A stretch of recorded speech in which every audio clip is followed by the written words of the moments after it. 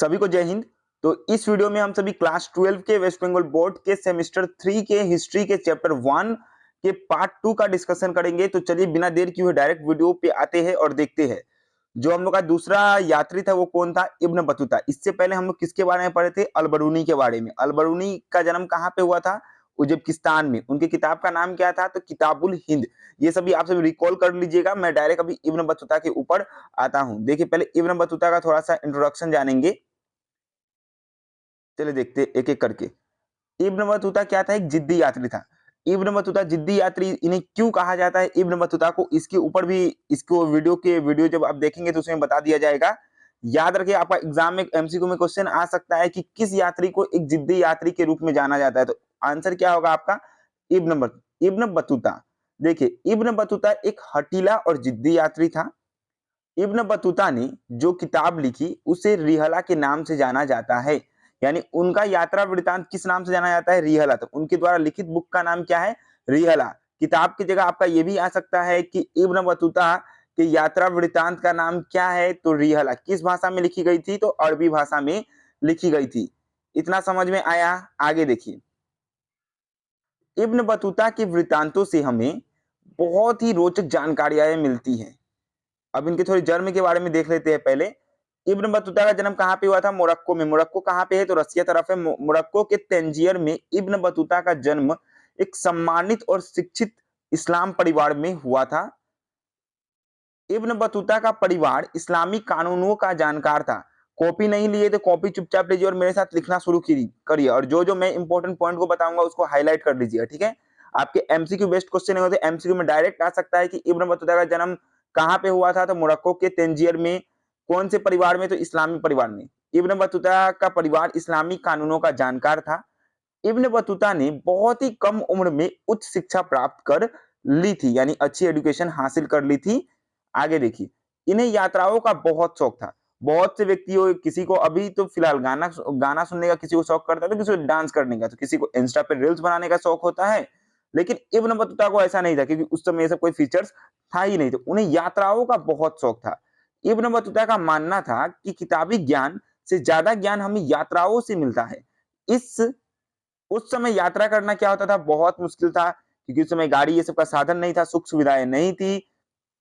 व्यक्ति पैदल ही यात्रा निकल जाते थे यात्रा करने, या घोड़े पे बैठ के निकल जाते थे, ठीक है? तो ऐसे करके इब्न बतूता को बहुत ही प्रॉब्लम होता था। केवल इब्न बतूता ही नहीं, सभी यात्रियों को प्रॉब्लम होता था। आगे देखिए। उस समय यात्रा करना बहुत मुश्किल था। इब्न बतूता काफी साहस से यात्रा करते थे, इसी कारण उन्हें जिद्दी यात्री भी कहा जाता है। रीजन ये नहीं है, देखिए रीजन क्या है मेन, कि इब्न बतूता जब यात्रा करने निकलते थे ना, मानिए यहाँ से वो यात्रा करने यहाँ निकले, तो ये बीच में जो रास्ता है, ये रास्ते में उन्हें बहुत ही कठिन है। यहाँ पे डाकू होता था। कौन डाकू? बोले तो छोटा भीम देखे है, तो वहां पे डाकू मंगल सिंह होता था, वही डाकू मंगल सिंह होता था, और इसको लेके लूट पाट लेता था। इनका इनका जो भी सामान होता था, ये जो भी लाते थे, सबको लूट को इनको खाली हाथ छोड़ देते थे। लेकिन तब भी ये हार नहीं मानते थे, यात्रा करते थे। इसी कारण इन्हें क्या कहा गया? जिद्दी यात्री कहा गया। अब डाकू मंगल सिंह बोलते थे, सच मत मान लीजिएगा डाकू मंगल सिंह। डाकू मंगल सिंह कहने का मतलब है मेरा लुटेरो से है। किससे है? लुटेरो से। समझे इतना? चलिए ठीक है। वीडियो पसंद आए तो वीडियो को लाइक करिएगा, और चैनल पर नए होंगे तो चैनल को जरूर ही सब्सक्राइब करिएगा, क्योंकि आपका भाई आप सभी के लिए बहुत ही अच्छे अच्छे कंटेंट को लेके आएगा। और हो सके तो आप मुझे इंस्टा में भी फॉलो कर सकते हैं।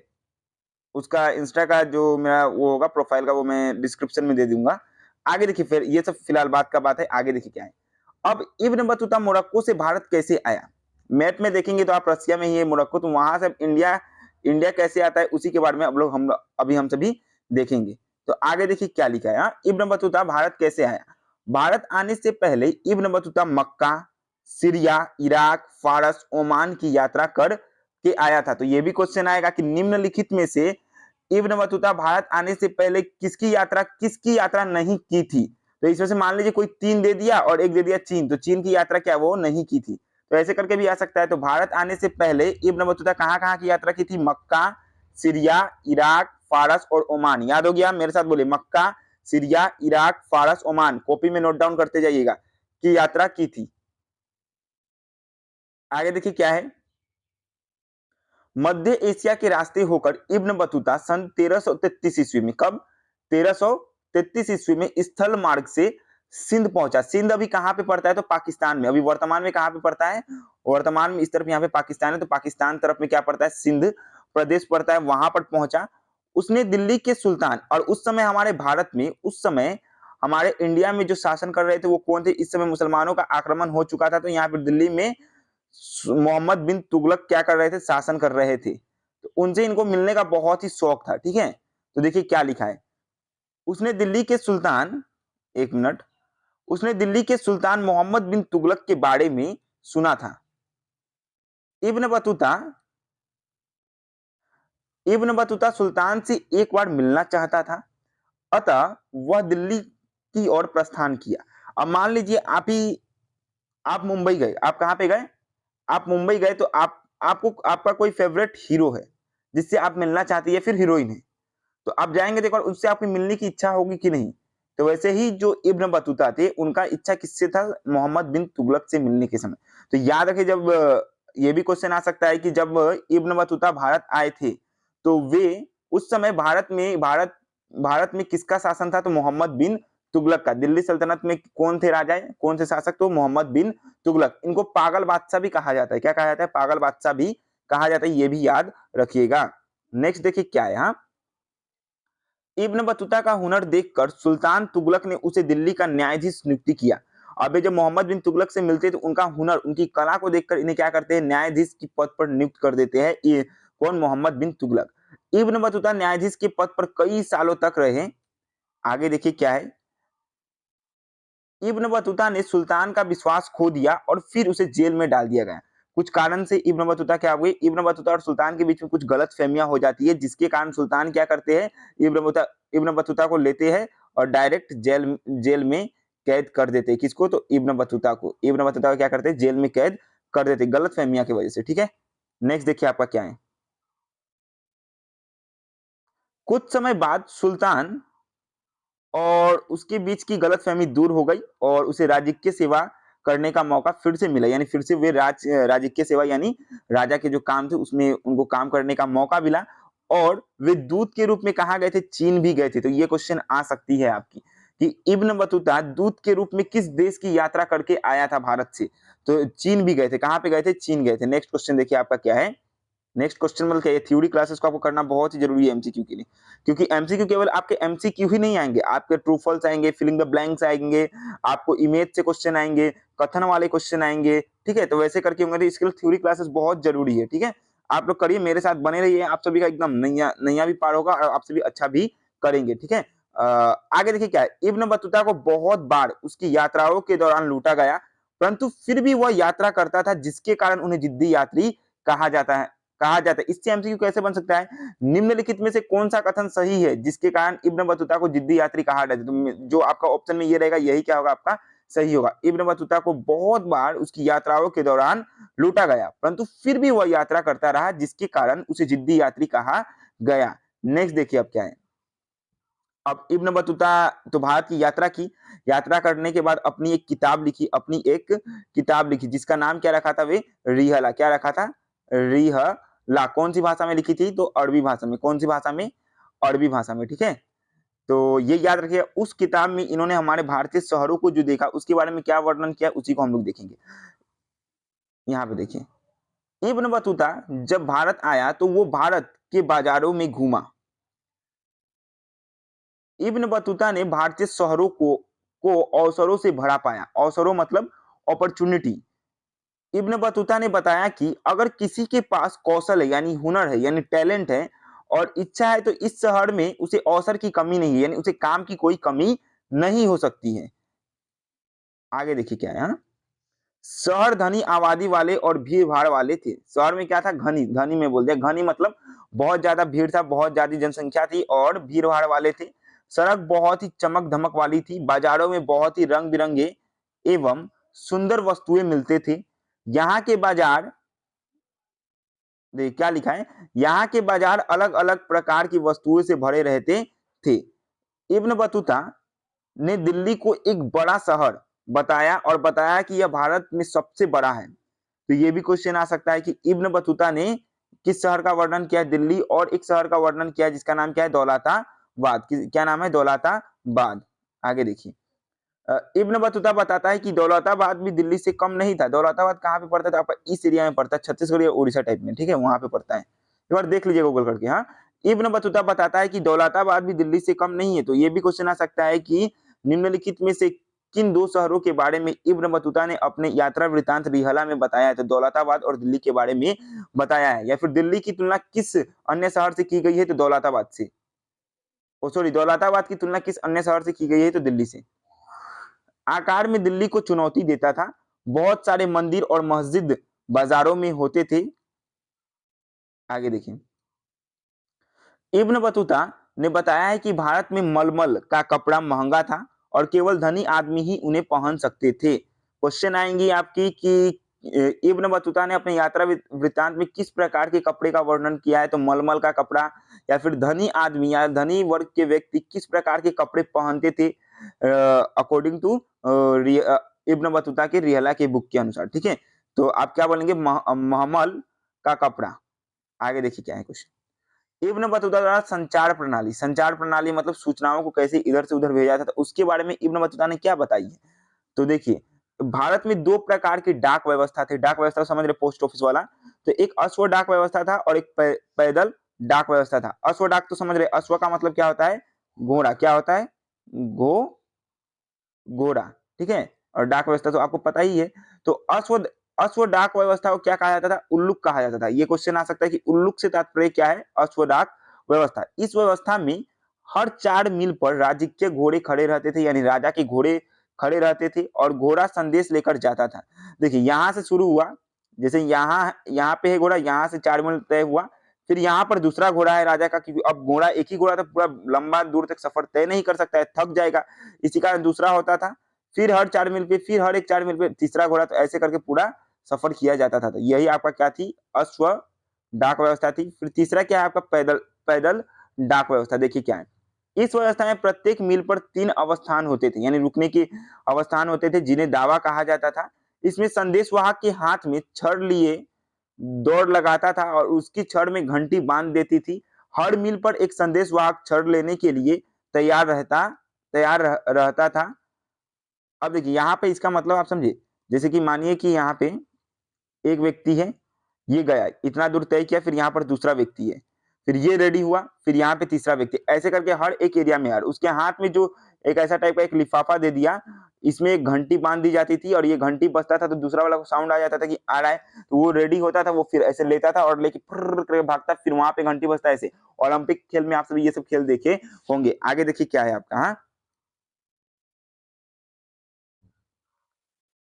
देखिए क्या है। व्यापारियों को प्रोत्साहित करने के लिए राज्य ने विशेष उपाय किए थे। लगभग सभी व्यापारी मार्ग पर सराय और विश्राम गृह स्थापित किए गए थे। विश्राम गृह मतलब कोई बाहर से आ रहा है व्यापार करने, तो उनके लिए विश्राम गृह यानी एक घर टाइप का बना दिया जाता था, जहां पर वे लोग विश्राम करते थे, आराम करते थे। यहाँ व्यापारियों को विभिन्न सुविधाएं मिल जाती थी। फिर देखिए, इब्न बतूता द्वारा दासों का वर्णन, यानी भारत में जो दास व्यवस्था पहले थी, तो उसमें क्या बताया गया है इब्न बतूता द्वारा?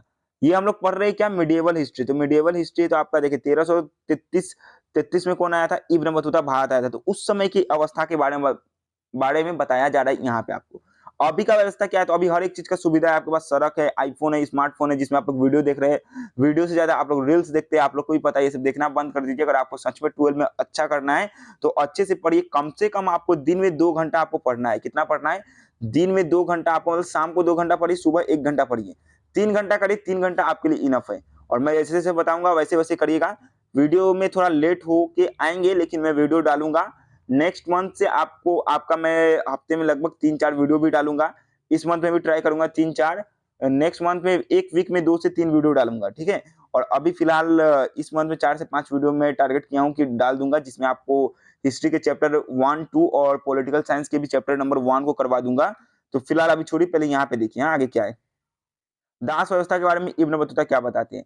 इब्न बतूता बताते हैं कि दास बाजारों में सामान्य वस्तु की तरह खरीदे और बेचे जाते थे। दास तो समझते हैं ना, गुलाम लोग, ठीक है? आदमी लोग उस समय होते थे, उन्हीं को गुलाम बोला जाता था, दास। दासों को भेंट में भी दिया जाता था, यानी एक अमीर व्यक्ति कोई दास को किना और इसका कोई दोस्त है या फिर कोई खास व्यक्ति है, तो उसको ये दास को, ये व्यक्ति यहाँ पे उसका ये दास है, उसको ये गिफ्ट कर दिया। ऐसे करके होता था, ठीक है। आगे देखिए, जब इब्न बतूता सिंध पहुंचा तो उसने सुल्तान मोहम्मद बिन तुगलक के लिए घोड़े और दास खरीदे और उन्हें भेंट भी किया, यानी गिफ्ट भी दिया, जिसके कारण वो खुश भी हो जाते हैं और इब्न बतूता को क्या न्यायाधीश भी बनाते हैं, क्योंकि उनके पास टैलेंट भी था। ये किसके पास? तो इब्न बतूता के पास। दासों को सामान्य घर का काम करने के लिए इस्तेमाल किया जाता था, ठीक है। आगे देखिए क्या है, दास पालिकाएं भी उठाया करते थे। पालिकाएं मतलब शादी में ऐसे करके पालिकाएं नहीं उठाती है, वैसा टाइप का। इब्न बतूता बताता है कि दासियों, यानी लड़की जो दासी होती थी, दासियों को अमीर पर नजर रखने के लिए भी नियुक्त किया जाता था। आगे देखिए क्या है, दासियां संगीत और गाने का भी काम करती। एक मिनट, हाँ, वो थोड़ा बीच में गड़बड़ हो गया। अच्छा देखिए, आगे देखिए, तो यहाँ पे आपको समझ में आया, दासियां क्या करती है? दासियां संगीत और गाने का भी काम करती है। आगे देखिए, ये हुआ आपके किसके बारे में? तो इब्न बतूता के ऊपर इतना ही है। नॉर्मल आएंगे आपके इब्न बतूता से क्वेश्चन क्या आएंगे? तो इब्न बतूता कहाँ का था? मोरक्को का। कहाँ का था? मोरक्को का। किसके समय आया था? तो मोहम्मद बिन तुगलक का। कब आया था भारत? तो 1333 ईस्वी में। 1333 ईस्वी में। उसके बुक का नाम क्या था? तो रिहला। क्या था? रिहला। उसके बुक का नाम क्या था? रिहला। उसने कितने प्रकार की डाक व्यवस्था का वर्णन किया है? 2 प्रकार की। उसका नाम क्या है? अश्व डाक व्यवस्था और पैदल डाक व्यवस्था। समझे इतना? तो ये सब आएंगे उससे क्वेश्चन, तो आप लोग कर लीजिएगा। आगे देखिए, अब आता है जो नेक्स्ट और तीसरा मोस्ट इंपोर्टेंट व्यक्ति, वो कौन है? फ्रांसवा बर्नियर या फिर फ्रेंकोइस बर्नियर नाम है। देखते हैं, हाँ। बर्नियर कहाँ का था? तो फ्रांस का था। कहाँ का था? फ्रांस का था। देखिए, आ गया फ्रांसवा बर्नियर। अगर आपसे भी ये वीडियो देख रहे हैं तो आप पार्ट 1 भी पहले देख लीजिएगा, उसके बाद ये वीडियो को वॉच करिएगा। देखिए, फ्रांसवा बर्नियर कहाँ का था? तो फ्रांस का रहने वाला था। आपके बुक में हो सकता है फ्रेंकोइस बर्नियर हो, मैं तो यहाँ पे फ्रांसवा बर्नियर, क्योंकि बहुत सारे बुक में फ्रांसवा बर्नियर ही लिखा होता है। तो फ्रांसवा बर्नियर फ्रांस का रहने वाला था। 17वीं शताब्दी में फ्रांस से आया था। कहाँ आया था? तो भारत आया था। 17वीं शताब्दी। 17वीं शताब्दी मतलब जो आपका 1600 से लेके 1699 के बीच। और ये आते कब है? 1656 में। कब आते हैं? 1656 में भारत रहते हैं और 1668 में क्या होती है? यहाँ से वापस चले जाते हैं। तो ये भी आपको याद रखना है। फ्रांसवा बर्डिनार्ड कब आते हैं? 1656 में आते हैं और 1668 में चले जाते हैं। डायरेक्ट पूछ सकता है कि फ्रांसवा बर्डिनार्ड का समय काल क्या था? तो 1656 से 1668। अब इससे पहले भारत में कौन आ चुका था? 1498 में। 1498 में कौन आ चुका था? Vasco da Gama. कौन आया था? Vasco da Gama. कहाँ का था? पुर्तगाल का। फिर इसके बाद कौन आ जाता है? डच आ जाता है 1595 में। कौन आता है? डच आता है। फिर डच के बाद कौन आता है? अंग्रेज आ जाता है। कब? 1600 ईस्वी में। फिर अंग्रेज के बाद 1664 ईस्वी में फ्रांसीसी ईस्ट इंडिया कंपनी आती है। लेकिन इससे पहले कौन आ जाता है? आपका फ्रांसवा बर्डिनर। कब आ जाता है? 1656 में। आपको समझ में आया? नहीं आया तो समझ लीजिए, जो भी मैं आपको बता दिया। तो अभी हम लोग फ्रांसवा बर्डिनर के बारे में देख रहे हैं। तो देखिए, फ्रांसवा बर्नियर एक चिकित्सक यानी डॉक्टर, राजनीतिज्ञ, इतिहासकार और दार्शनिक भी थे। इनकी किताब का नाम यानी इनकी यात्रा वृतांत का नाम क्या है? Travel in the Mughal Empire. क्या नाम है? Travel in the Mughal Empire. याद रखिएगा, हाँ। इब्न बतूता का किताब का नाम क्या है? रिहला। और आपका अलबरूनी का किताब का नाम क्या है? किताबुल हिंद। और फ्रांसवा बर्नियर की किताब का नाम क्या है? Travel in the Mughal Empire. क्या है? Travel in the Mughal Empire. मेरे साथ बोलिए और नोट डाउन करिए, आपको याद हो जाएगी, और कॉपी में भी नोट डाउन करते चलिए, ठीक है। फ्रांसवा बर्नियर अब भारत कैसे आया? तो देखिए क्या है, वह मुगल साम्राज्य में अवसरों की तलाश में आया था। वह 1656 से 1668 यानी 1668 तक भारत में 12 वर्षों तक रहा। फ्रांसवा बर्नियर मुगल दरबार से नजदीकी रूप से जुड़ा था।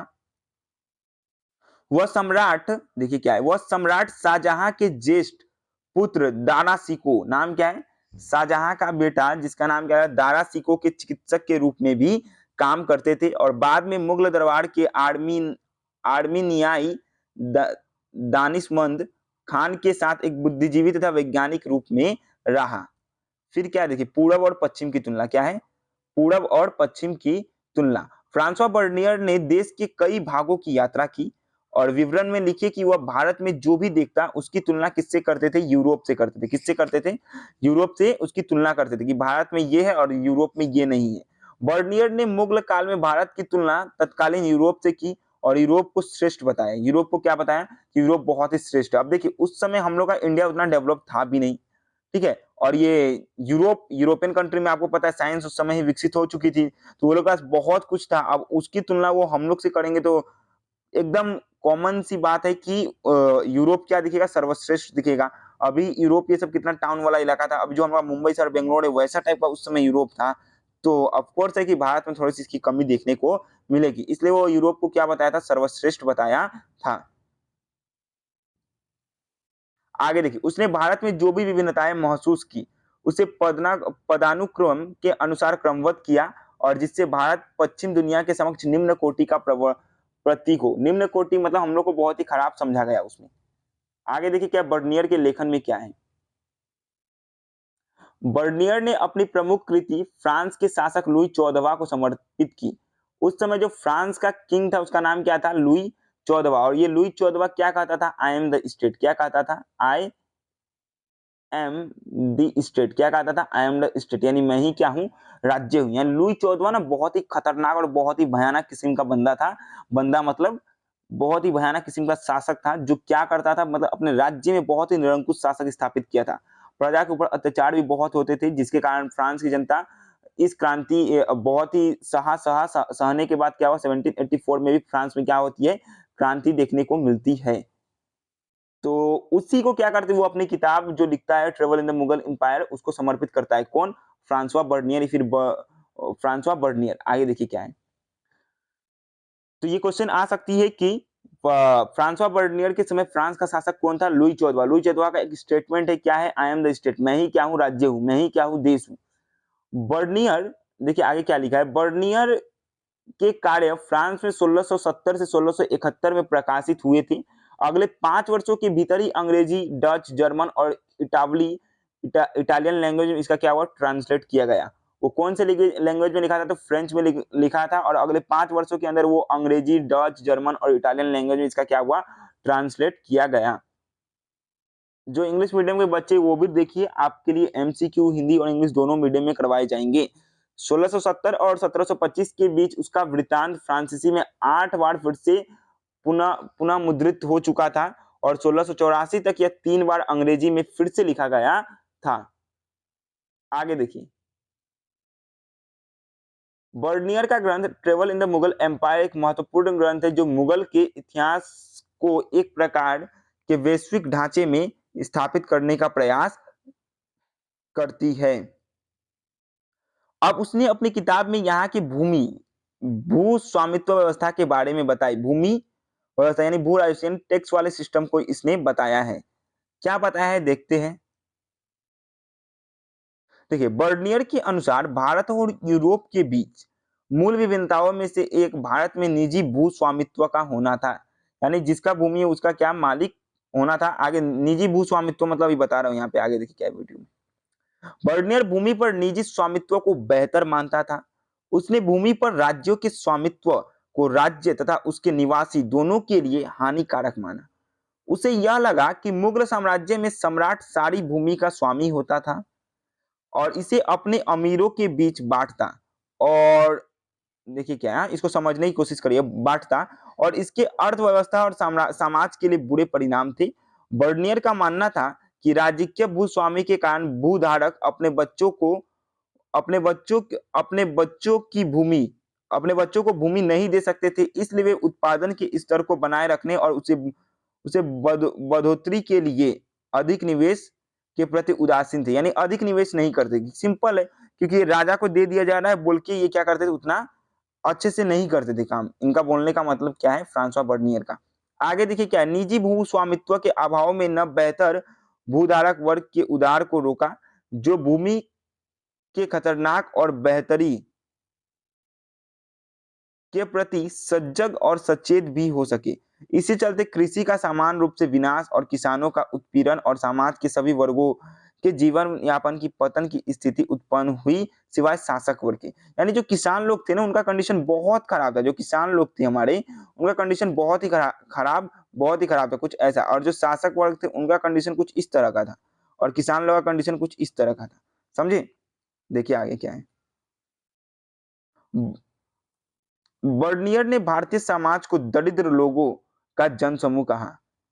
ये याद रखिए, किससे किए, दरिद्र लोगों का जनसमूह बताया, यह जनसमूह एक ऐसे समूह के अधीन था जो अल्पसंख्यक थे, यानी शासक वर्गों की संख्या क्या थी, कम थी, और गरीब वर्गों की यानी किसानों की संख्या कितनी थी, ज्यादा थी। तो ये इसी को यहाँ पे डेडिकेट किया गया है। आगे देखिए, बर्नियर ने बताया कि भारत में दो समूह थे, एक बहुत अमीर और एक बहुत ही गरीब। भारत में मध्य स्थिति नहीं थी, यानी मिडिल क्लास बोल के कोई चीज ही नहीं था। मिडिल क्लास बोल के कोई चीज नहीं, अपर क्लास था और लोअर क्लास, ठीक है।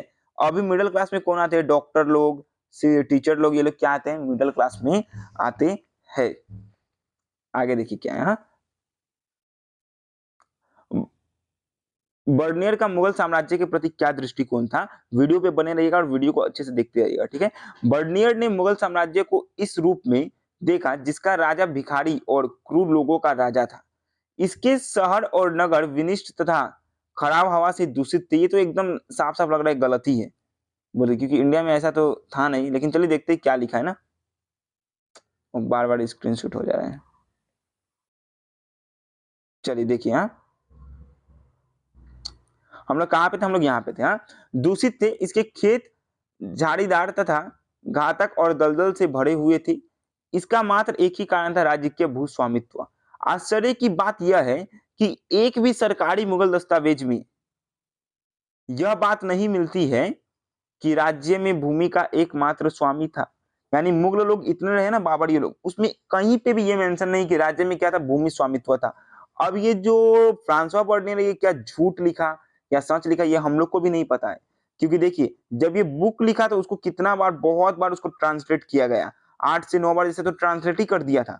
बार बार ट्रांसलेट करके फ्रांस में 8 बार ट्रांसलेट किया गया था फ्रेंच लैंग्वेज में। तो आप समझ सकते हो सकता है उसमें कुछ ऊपर नीचे भी किया गया हो, ठीक है। लेकिन तभी भी वो हम लोग को पता नहीं है। आगे देखते हैं क्या है। देखिए, बर्नियर का मुगल साम्राज्य में नगरों के प्रति नजरिए, नगरों मतलब शहर के प्रति क्या था। बर्नियर मुगल कालीन शहरों को सिविर नगर कहता था। ये क्वेश्चन आ सकता है कि बर्नियर ने मुगल कालीन शहरों को क्या कहा है, तो सिविर नगर कहता। उसका आशय उन नगरों से है जो अपने अस्तित्व और बने रहने के लिए राजकीय शिविर पर निर्भर थे। उसका विश्वास था कि यह राजकीय दरबार के आगमन के साथ ही अस्तित्व में आते थे और इसके कहीं और चले जाने से बाद में यह तेजी से पतन भी हो जाता था। मतलब जो राजा लोग जब तक है तब तक नगर है, अगर राजा लोग कहीं पे चले जाते हैं तो ये नगर का भी क्या हो जाएगा, अंत हो जाएगा। किसका मानना था, बर्नियर का। देखिए, बर्नियर कहता है कि सभी प्रकार के नगर अस्तित्व में थे, यानी यहाँ पे सभी प्रकार के शहर थे। उत्पादन केंद्र का भी शहर था, यानी प्रोडक्शन के लिए भी था। व्यापार के लिए भी नगर थे, बंदरगाह भी थे, धार्मिक केंद्र भी थे, तीर्थ स्थान भी थे। तो ये वाला आपको याद रखना है, ठीक है। ये वाला इंपॉर्टेंट पॉइंट हो जाता है, यहाँ से क्वेश्चन बनेंगे। उत्पादन केंद्र, व्यापारिक नगर, बंदरगाह, धार्मिक केंद्र और तीर्थ स्थान। आगे देखिए क्या है।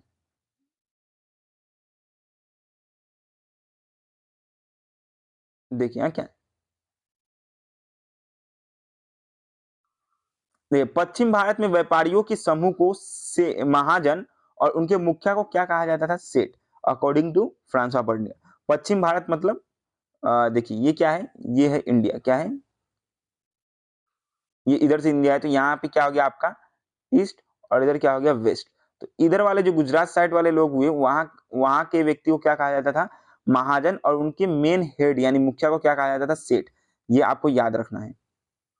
आगे देखिए, शहरों में चिकित्सक, अध्यापक, वकील, चित्रकारी, संगीतकार, सुलेख आदि सभी देखने को मिलते थे। बर्नियर का ये लास्ट है और अंतिम है, सती प्रथा पर मार्मिक विवरण। देखिए, बर्नियर ने सेम टू सेम ऐसे ही अपने किताब में लिखा है, उसी को उठाया गया है यहाँ पे। देखिए क्या लिखा है बर्नियर। लाहौर जो भी पाकिस्तान में है, तो वो बर्नियर क्या लिखते हैं, फ्रांसवा बर्नियर अपनी किताब में, लाहौर में मैंने एक बहुत ही सुंदर अल्पवयस्क विधवा जिसकी आयु मेरे विचार से 12 वर्ष से अधिक नहीं होगी। अल्पवयस्क मतलब 12 वर्ष से लड़की को देखी। लड़की कैसी दिखती थी, सुंदर, बोली तो मैं बना देता हूँ यहाँ पे। देखिए, यहाँ बिंदी बना दिया, यहाँ पे इसका नाक बना दिया, इसका चूल है, ये भी इसका चूल है, ठीक है। ये बन गई वो लड़की। तो क्या बोलती है, क्या बोलते हैं फ्रांसवा। अच्छा है ड्राइंग, मुझे पता है, हंसने का कोई बात नहीं है, ठीक है। देखिए क्या बोलती है, लाहौर में मैंने एक बहुत ही सुंदर अल्पवयस्क विधवा जिसकी आयु मेरे विचार से 12 वर्ष से अधिक नहीं होगी को बलि होते हुए देखा। पहले आपको पता है ना, सती प्रथा चलता था, लेकिन हमारी धार्मिक किताबों में कहीं पे उल्लेख नहीं है कि हमारे यहाँ पे सती प्रथा चलता था। पता नहीं हमारे व्यक्तियों को क्या हुआ, हमारे इंडियन व्यक्तियों को क्या हुआ कि उन्होंने कैसे अजीबो-गरीब प्रथाओं को लेके आ गया। शायद उन्हें पता नहीं था या फिर वो इस बात से परिचित नहीं थे कि हमारे धर्म में ऐसा कहीं पे भी उल्लेख नहीं है। क्योंकि हमारी धार्मिक किताबों में स्त्री को सम्मान दिया जाता है और आज भी दिए जाते हैं, ठीक है? तो उन्होंने बलि होते हुए देखा और या इसी के ऊपर वो बहुत ही मार्मिक विवरण करते हैं कि ये जो हुआ बहुत ही गलत हुआ। अब सती प्रथा क्या थी? अगर कोई कोई औरत है, उसका शादी हुआ यानी कोई भी पहले बाल विवाह होता था तो शादी हुआ और शादी होने के बाद उसका पति का मान लीजिए 1 महीना के अंदर ही क्या हो गया मृत्यु हो गया। अब पत्नी को क्या किया जाता था? उसके पति की चिता पे जिंदा जलाया जाता था। आदमी लोग ऐसे भाला लेके रेडी रहते थे चारों तरफ से, समझे? भाला लेके रेडी रहते थे और लड़की भागने की कोशिश करती थी, उन्हें भाला से भोंका जाता था ऐसे चारों तरफ से। चारों तरफ से लाइक दिस देखिए, मान लीजिए कि ये क्या है, वो उसका चिता है। इस पर क्या है, वो व्यक्ति लेटा हुआ है, वो व्यक्ति लेटा अंदर में व्यक्ति लेटा हुआ है और ऊपर में वो लड़की को बैठा दिया जाता था। यहाँ पे और इसके चारों ओर भाला रखे जाते थे कि ये भागे नहीं। अब आपको थोड़ा चाय का जो छोलनी से ऐसे गरम करके ऐसे यहाँ पे सटा देगा ना हाथ में, बाप रे बाप! ऐसे करने लगेंगे। सोच लो जिंदा लड़की को जलाया जाता था। बहुत ही दर्दनाक और बहुत ही मार्मिक था, जिसका वर्णन कौन किया? फ्रांसवा बर्नियर किया है। तो फ्रांसवा बर्नियर के ऊपर इतना ही है, ठीक है? और इसमें आपको इस चैप्टर में 2 पढ़ना है, मैं 2 के बारे में बस वो शायद यहाँ पे नहीं दिया हूँ। एक है अब्दुल रज़ाक और एक है आपका वो क्या नाम है? अब्दुल रज़ाक के बाद आपका शायद निकोलस कांटी बोल के है कि कोई है, वो 2 के बारे में आप लोग बुक से पढ़ लीजिएगा, ठीक है? तो इतना ही है। अब्दुल रज़ाक भी आते हैं, यात्रा करते हैं और वो भी एक बुक लिखते हैं, मतालस बोल के एक नाम है, मुझे याद नहीं आ रहा है ठीक से। और निकोलस कांटे भी लिखते हैं और अब्दुल रज़ाक ये सब कब आए थे? तो विजयनगर साम्राज्य के टाइम में आए थे। तो इसके बारे में मैं चैप्टर 2 में हल्का बता दूँगा। तो मैं मान के चलता हूँ कि यहीं पे आपका क्या हुआ, चैप्टर नंबर 1 कंप्लीट हुआ। वीडियो पसंद आए तो वीडियो को लाइक करिएगा और चैनल पर नए होंगे तो चैनल को ज़रूर ही सब्सक्राइब करिएगा। मिलते हैं नेक्स्ट वीडियो में। Bye bye, thank you, take care और सीरियसली पढ़ाई करते रहिए, अच्छे से पढ़िएगा, ठीक है? कुछ भी प्रॉब्लम होता है तो मैं आपके साथ ज़रूर हूँ, मुझसे जितना होगा मैं आपके लिए मदद करूँगा। Okay? Thank you, take care, Jai Hind, जय भारत।